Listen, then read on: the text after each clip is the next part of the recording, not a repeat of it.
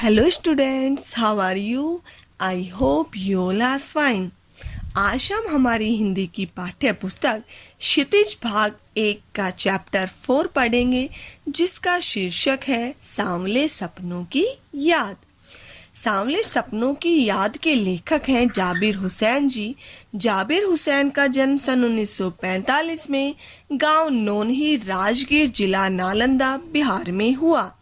जाबिर हुसैन हिंदी, उर्दू तथा अंग्रेजी तीनों भाषाओं में समान अधिकार के साथ लेखन करते रहे हैं।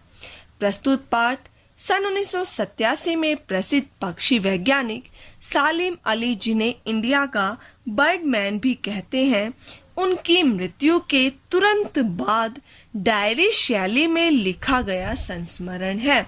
तो बच्चों, संस्मरण क्या होता है? संस्मरण स्मृति के आधार पर किसी व्यक्ति या विषय के संबंध में लिखा गया लेख होता है। इस पाठ में सालिम अली के व्यक्तित्व के बारे में बताया गया है। सालिम अली को प्रकृति से बहुत प्रेम था। खास तौर पर वे बर्ड वाचर अर्थात पक्षियों की देखभाल करने वाले थे। सालिम अली ही ऐसे पक्षी वैज्ञानिक थे जो पक्षियों के प्रति असाधारण खोज के नतीजे सामने लाए थे, और उन्होंने अपना पूरा जीवन पक्षी जगत को समर्पित कर दिया था। अब लेखक को महसूस हो रहा है कि उनके जैसा कार्य अब इस संसार में ही शायद कोई कर पाए, और सालिम अली की मृत्यु से लेखक को बहुत दुख हुआ था, और उसी दुख की अभिव्यक्ति इस पाठ में की गई है। तो आइए शुरू करते हैं हमारा चैप्टर सांवले सपनों की याद।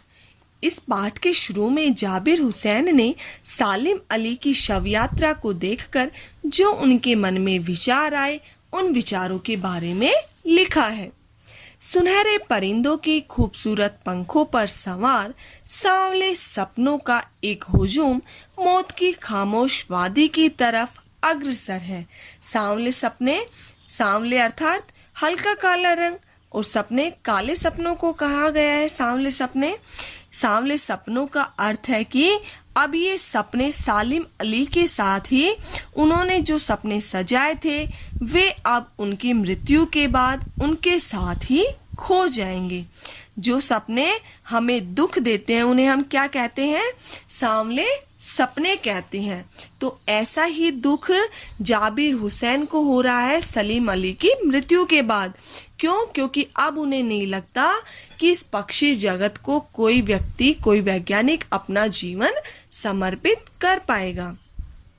तो वो कह रहे हैं कि सुनहरे परिंदों की खूबसूरत पंखों पर सवार सांवले सपनों का एक हुजूम होता है लोगों का समूह, मौत की खामोश वादी की तरफ अग्रसर, अर्थात जब उनकी मृत्यु हो जाती है, जब उनकी शव यात्रा जा रही होती है, तो लोगों का समूह भी उनकी खामोश वादी की तरफ बढ़ता जा रहा है।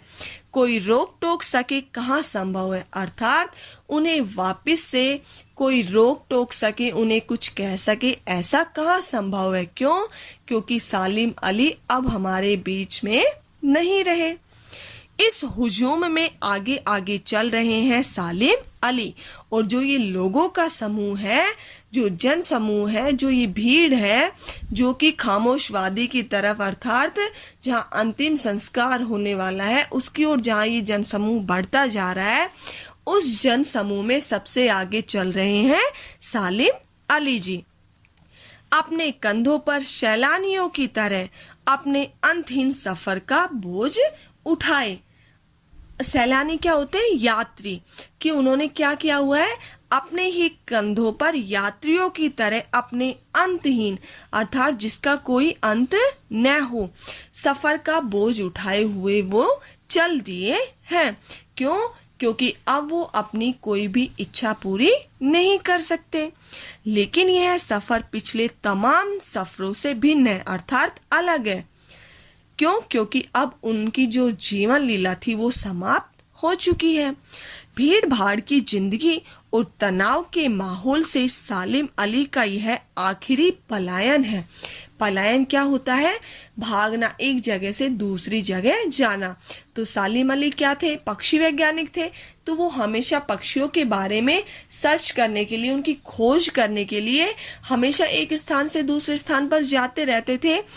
तो लेकिन जो ये इनकी जिंदगी का जो ये आखिरी पलायन है, किसे कहा गया है कि जो ये तनाव के माहौल में से जो सालिम अली का जो यह जाना आना था वो आज आखिरी है, उसके बाद वो कहीं भी नहीं जा पाएंगे। अब तो वो उस वन पक्षी की तरह प्रकृति में विलीन हो रहे हैं जो जिंदगी का आखिरी गीत गाने के बाद मौत की गोद में जा बसा हो। यानी कि जिस प्रकार से एक पक्षी होता है ना, वो जब मरने वाला होता है तो उसके जो गीत होता है उस स्वर को उसका अंतिम स्वर कह देते हैं, उसी प्रकार से आज सालिम अली भी एक वन पक्षी की तरह ही हो गए हैं जो जिंदगी का आखिरी गीत गाने के बाद मौत की गोद में बस चुके हैं, मौत की गोद में विलीन हो चुके हैं। कोई अपने जिस्म की हरारत और दिल की धड़कन देकर भी उसे लौटाना चाहे तो वह पक्षी अपने सपनों के गीत को दोबारा कैसे गा सकेगा? अर्थात यदि कोई भी व्यक्ति चाहते हुए भी अगर उन्हें अपनी सांस दे सके, अपनी धड़कन देकर उन्हें वापस इस जिंदगी में, इस संसार में लाना चाहे तो ये बिल्कुल भी पॉसिबल नहीं हो सकता। सालिम अली अपनी जिंदगी का गीत अब वापस से नहीं गा सकते। मुझे नहीं लगता कोई इस सोए हुए पक्षी को जगाना चाहेगा। और जाबिर हुसैन जी सोच रहे हैं कि मुझे नहीं लगता कि कोई इस दुनिया में ऐसा व्यक्ति होगा जो इस सोए हुए पक्षी को अर्थात सोए हुए सालिम अली को जगाना चाहेगा। वर्षों पूर्व खुद सालिम अली ने कहा था कि लोग पक्षियों को आदमी की नजर से देखना चाहते हैं, यह उनकी भूल है। ठीक उसी तरह जैसे जंगलों और पहाड़ों, झरनों और आबशार क्या होते हैं? पानी का सोता, जिसे हम झरना ही बोलते हैं, को वो प्रकृति की नजर से नहीं आदमी की नजर से देखने को उत्सुक रहते हैं। भला कोई आदमी अपने कानों से पक्षियों की आवाज का मधुर संगीत सुनकर अपने भीतर रोमांच अर्थात प्रसन्नता का सोता झरना फूटता महसूस कर सकता है? सालिम अली जी हमेशा कहते थे कि इस संसार के लोग हैं वो क्या करते हैं? पक्षियों को आदमी की नजर से देखना चाहते हैं। उनका गाए हुए गीत क्या किसी व्यक्ति के कानों में पड़कर उसके हृदय में रोमांच का झरना, प्रसन्नता का झरना थोड़ी ना महसूस करा सकता है। अर्थात कोई भी व्यक्ति जो पक्षियों की फीलिंग है उसको महसूस करना नहीं चाहता। क्यों? क्योंकि इंसान बहुत स्वार्थी हो चुका है। उसे किसी की फीलिंग्स से, किसी के भावों से कोई भी फर्क नहीं पड़ता, कोई भी लेना देना नहीं है। एहसास की ऐसी ही एक ऊबड़ खाबड़ जमीन पर जन्मे मिथक का नाम है सालिम अली। मिथक अर्थात जिसे हम अवास्तविक कह सकते हैं। तो अब यहाँ सालिम अली के व्यक्तित्व का परिचय दे रहे हैं कौन? जाबिर हुसैन जी। और वो क्या कह रहे हैं कि एहसास की ऐसी ही एक ऊबड़ खाबड़ जमीन पर एक अवास्तविक रूप से एक पर्सन विराजमान है और उनका नाम क्या है? सालिम अली जी। पता नहीं इतिहास में कब कृष्ण ने वृंदावन में रासलीला रची थी और शोक गोपियों को अपनी शरारतों का निशाना बनाया था, कब माखन भरे भांडे फोड़े थे। जिस प्रकार से जैसे कि हम कृष्ण की लीलाओं को याद करते हैं कि उन्होंने कैसा कार्य किया था, कभी उन्होंने वृंदावन में रासलीला रचाई थी, कभी गोपियों के साथ उन्होंने शरारतें की थी, कभी उन्होंने माखन से भरे हुए बर्तन फोड़े थे। तो क्या उसी प्रकार से आने वाले समय में सालिम अली को कोई याद कर पाएगा? ऐसे जाबिर हुसैन जी सोच रहे हैं और उनके व्यक्तित्व का परिचय दे रहे हैं। श्री कृष्ण ने दूध छाली से अपने मुंह भरे थे कब वाटिका में छोटे छोटे किंतु घने पेड़ों की अर्थात बहुत सारे पेड़ों की छाया में विश्राम किया था, कब दिल की धड़कनों को एकदम से तेज करने वाले अंदाज में बंसी बजाई थी, और पता नहीं कब वृंदावन की पूरी दुनिया संगीतमय हो गई थी। पता नहीं यह सब कब हुआ था, लेकिन कोई आज भी वृंदावन जाए तो नदी का सांवला पानी उसे पूरे घटनाक्रम की याद दिला देगा। वृंदावन की जो नदी का पानी वो सांवला क्यों हुआ था? क्योंकि श्री कृष्ण ने वहां जो वो काला सर्प उसमें रहता था उसकी क्या की थी, उसके मृत्यु के घाट उतारा था, तो इसलिए उस नदी का पानी कैसा हो गया, सांवला हो गया। तो उस पूरे घटनाक्रम की वो अपने आप ही याद दिला देगा। हर सुबह सूरज निकलने से पहले जब पतली गलियों से उत्साह भरी भीड़ नदी की ओर बढ़ती है तो लगता है जैसे उस भीड़ को चीरकर अचानक कोई सामने आएगा और बंसी की आवाज पर सब किसी के कदम थम जाएंगे। हर शाम सूरज ढलने से पहले जब वाटिका का माली सैलानियों को अर्थात यात्रियों को हिदायत देगा तो लगता है जैसे बस कुछ ही क्षणों में वो कहीं से आ टपकेगा और संगीत का जादू वाटिका के भरे पूरे माहौल पर छा जाएगा। वृंदावन कभी कृष्ण की बांसुरी के जादू से खाली हुआ है क्या? तो जिस प्रकार से वृंदावन के बारे में बताया जाता है कि वृंदावन में एक वाटिका ऐसी भी है कि जहां संध्या समय में श्री कृष्ण अब भी आकर बांसुरी बजाते हैं, लेकिन किसी यात्रियों ने आज तक देखा नहीं है। बस वहां वो क्या है, महसूस की जाती है। उसी प्रकार से वो सब क्या है, वास्तविक न होकर एक अवास्तविकता का रूप धारण किए हुए सिर्फ हम उन बातों को सुनते आ रहे, ना कि हमने आज तक देखा है। तो ऐसे ही क्या कोई सालिम अली के व्यक्तित्व के बारे में जान पाएगा कि उनको प्रकृति से कितना प्रेम था, वो प्रकृति को कितना ज्यादा चाहते थे, पक्षियों के लिए उन्होंने अपना सारा जीवन समर्पित कर दिया। तो इन्हीं सब बातों को क्या कोई याद कर पाएगा? मिथकों की अर्थात झूठों की दुनिया में इस सवाल का जवाब तलाश करने से पहले एक नजर कमजोर काया वाले उस व्यक्ति पर डाल ली जाए। कमजोर काया वाले अर्थात दुबले पतले शरीर वाले उस व्यक्ति पर डाली जाए जिसे हम सालिम अली के नाम से जानते हैं।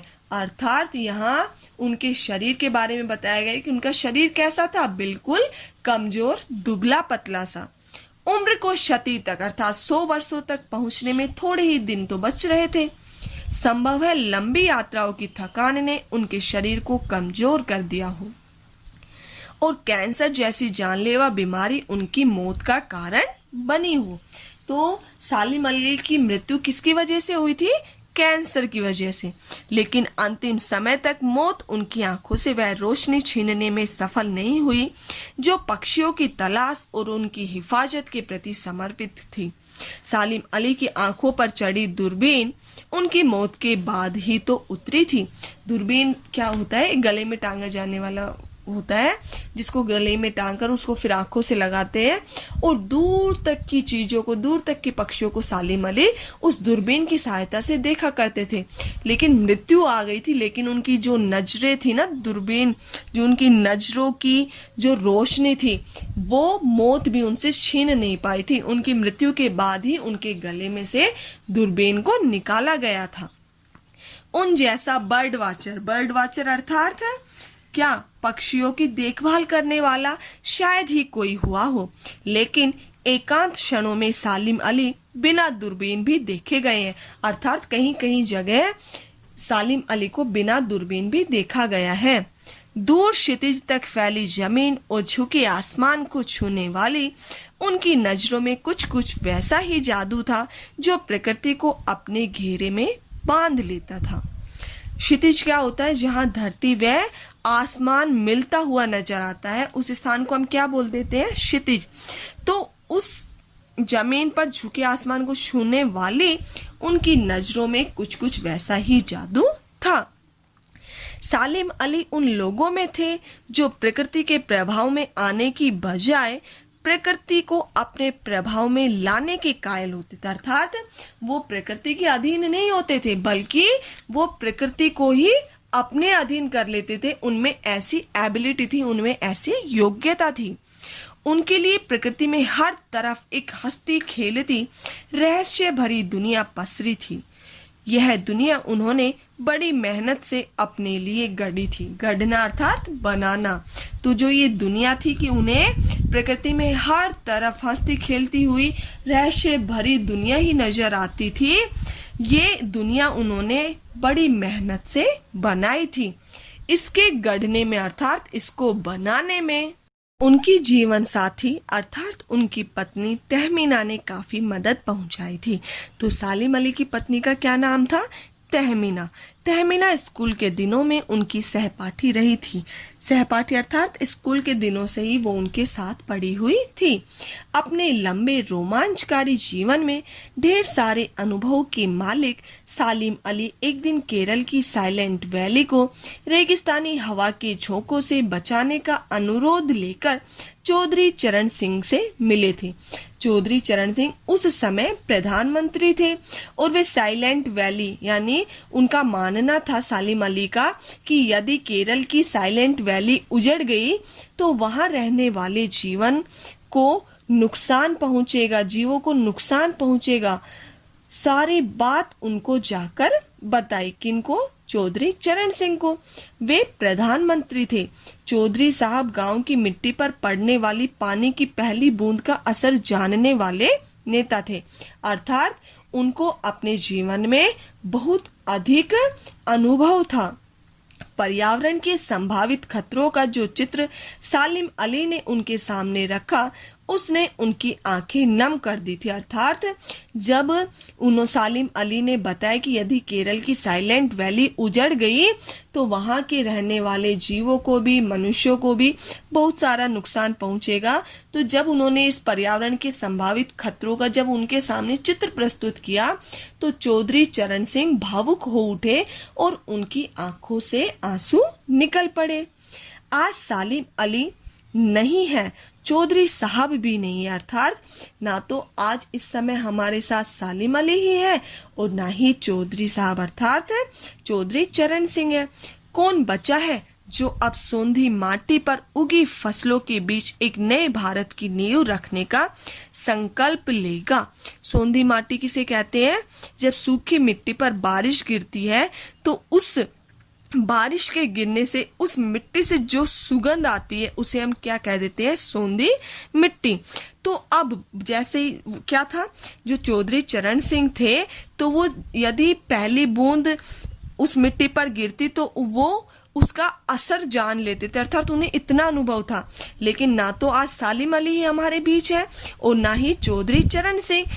तो अब जाबिर हुसैन जी को लगता है कि सोंधी मिट्टी पर उगी हुई फसलों के बीच एक नए भारत की नींव रखने का संकल्प कौन लेगा? अर्थात उन्हें नहीं लगता कि अब उन जैसा भी इस दुनिया में कोई आ पाएगा। कौन बचा है जो अब हिमालय और लद्दाख की बर्फीली जमीनों पर जीने वाले पक्षियों की वकालत करेगा? अर्थात उन पक्षियों के बारे में खोज करेगा, नई नई विधियां अपनाएगा। सालिम अली ने अपनी आत्मकथा का नाम रखा था फॉल ऑफ ए स्पैरो। मुझे याद आ गया D.H. लॉरेंस की मौत के बाद। D.H. लॉरेंस कौन थे? एक इंग्लिश उपन्यासकार थे जो प्रकृति पर उन्होंने बहुत सारी कविताएं लिखी थी और वो भी प्रकृति से बहुत प्रेम करते थे। तो D.H. लॉरेंस की मौत के बाद लोगों ने उनकी पत्नी फ्रीडा लॉरेंस किसकी पत्नी थी? D.H. लॉरेंस से अनुरोध किया अर्थात प्रार्थना की कि वह अपने पति के बारे में कुछ लिखे। फ्रीडा चाहती तो ढेर सारी बातें लॉरेंस के बारे में लिख सकती थी, लेकिन उसने कहा मेरे लिए लॉरेंस के बारे में कुछ लिखना असंभव सा है। अर्थात मैं अपनी भावनाओं को, उनके प्रति जो मेरी भावनाएं हैं, उनके बारे में जो मैं कुछ जान पाती हूँ, उनको शब्दों का रूप देना असंभव है। अर्थात मैं उनके बारे में कुछ नहीं लिख सकती। मुझे महसूस होता है कि मेरी छत पर बैठने वाली गोरैया लॉरेंस के बारे में ढेर सारी बातें जानती है। और कहने का क्या तात्पर्य है फ्रीडा लोरेंस का कि वे पक्षियों के साथ मुझसे अधिक समय व्यतीत करते थे, इसलिए मुझसे ज़्यादा जो मेरी छत पर बैठने वाली गौरैया है वो ही आपको लोरेंस के बारे में ज़्यादा बता सकती है। छत पर बैठने वाली गौरैया ही मुझसे ज़्यादा जानती है। वो सचमुच इतना खुला खुला और सादा दिल आदमी था। मुमकिन है लोरेंस मेरी रगों में, मेरी हड्डियों में समाया हो, लेकिन मेरे लिए कितना कठिन है उसके बारे में अपने अनुभव को शब्दों का जामा पहनाना, अर्थात वस्त्र पहनाना, उनको शब्दों के रूप में प्रस्तुत करना। मुझे यकीन है मेरी छत पर बैठी गौरैया उसके बारे में और हम दोनों ही के बारे में मुझसे ज्यादा जानकारी रखती है। जटिल प्राणियों के लिए सालिम अली हमेशा एक पहेली बने रहेंगे। जटिल अर्थात कठिन प्राणियों के लिए जो सालिम अली है, वो जाबिर हुसैन जी का मानना है कि वो हमेशा उनके लिए एक पहेली ही बने रहेंगे। बचपन के दिनों में उनकी एयरगन से घायल होकर गिरने वाली नीले कंठ की वह गौरैया घायल हो गई और इस घटना के बाद ही पक्षी वैज्ञानिक बनने का निर्णय किया। किसने? सालिम अली ने। और वह गौरैया सारी जिंदगी उन्हें खोज के नए नए रास्तों की तरफ ले जाती रही। जिंदगी की ऊंचाइयों में उनका विश्वास एक क्षण के लिए भी नहीं डिगा। वो लोरेंस की तरह मतलब जिस प्रकार से लोरेंस सहज व स्वाभाविक थे, उन्हीं की तरह वे भी, कौन? सालिम अली भी नैसर्गिक जिंदगी अर्थात स्वाभाविक जिंदगी का प्रतिरूप बन गए थे। अर्थात उनकी तरह ही स्वाभाविक और सहज प्रकार से वो अपना जीवन जीने लगे थे। सालिम अली प्रकृति की दुनिया में एक टापू बनने की बजाय, टापू क्या होता है? जो चारों ओर समुद्र से घिरा होता है, उसे क्या कहते हैं? टापू। तो जो सालिम अली थे वो प्रकृति की दुनिया में सीमित रहने की बजाय अथाह सागर बनकर उभरे थे। जो लोग उनके भ्रमणशील स्वभाव और उनकी यायावरी क्या होती है? यात्रा करना, उसको क्या बोल देते हैं हम? यायावरी से परिचित हैं, उन्हें महसूस होता है कि वो आज भी पक्षियों के सुराग में ही निकले हैं। अर्थात जो लोग सालिम अली के बारे में अच्छे से जानते थे कि सालिम अली इस प्रकृति की दुनिया में सीमित रहने की बजाय अथाह सागर बनकर, अर्थात जहां उनका मन चाहेगा वो वहां जाएंगे और पक्षियों की खोज करेंगे। उनकी जिंदगी में हमेशा इधर उधर जाना आना, पलायन करते हुए रहना, अर्थात पक्षियों के बारे में जानना ही था। अर्थात वो हमेशा अपनी जिंदगी में क्या करते रहे हैं? पक्षियों के लिए नए नए आविष्कार, उनकी नई नई खोज करते रहे हैं। तो उनका जो भ्रमणशील स्वभाव था, जो वो यात्रा करते रहते थे, जो लोग उनकी यात्राओं से परिचित हैं, उन्हें आज भी महसूस होता है कि जब वो मृत्यु को प्राप्त हो गए, लेकिन वो लोग आज भी यही महसूस करते हैं कि वो अब भी पक्षियों के सुराग में ही इधर उधर गए होंगे और बस अभी गले में लंबी दूरबीन लटकाए अपने खोजपूर्ण नतीजों के साथ लौट आएंगे। और उन्हें क्या महसूस होता है कि वो पक्षियों की खोज में अभी अभी इधर उधर गए होंगे और कुछ समय बाद ही वो अपने गले में दूरबीन लगाए हुए उन पक्षियों की खोज करते हुए उनकी खोजपूर्ण नतीजों के साथ कुछ समय बाद ही वो वापस हमारे पास लौट आएंगे। जब तक वो नहीं लौटते, क्या उन्हें गया हुआ मान लिया जाए? नहीं, ऐसा हम नहीं करेंगे। अर्थात परिचितों को ऐसा ही लगता है कि वो खोजपूर्ण नतीजों के साथ वापस हमारे पास लौटने वाले हैं। मेरी आंखें नम हैं, सालिम अली तुम लौटोगे ना? और जाबिर हुसैन जी दुखी होकर सालिम अली से एक प्रश्न करते हैं कि मैं बहुत दुखी हूँ, मेरी आंखों में से आंसू निकल रहे हैं। हे सालिम अली, क्या तुम अब वापस लौट आओगे? Thank you.